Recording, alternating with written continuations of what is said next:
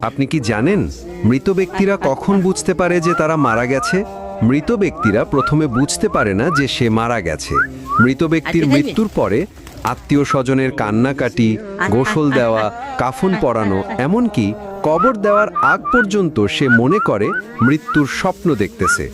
এমন অবস্থায় সে চিৎকার করে সাহায্যের জন্য বা তার স্বপ্ন ভাঙানোর জন্য। কিন্তু আফসোস, কেউ তার চিৎকার শুনতে পায় না।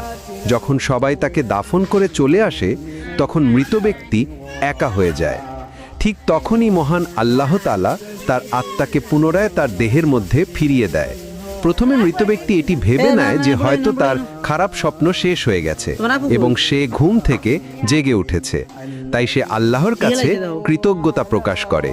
এরপর সে তার শরীর স্পর্শ করতে থাকে, যা কিনা সবেমাত্র দাফন করা হয়েছে। তখন সে বলতে থাকে, আমার শার্ট কোথায়, আমার প্যান্ট কোথায়?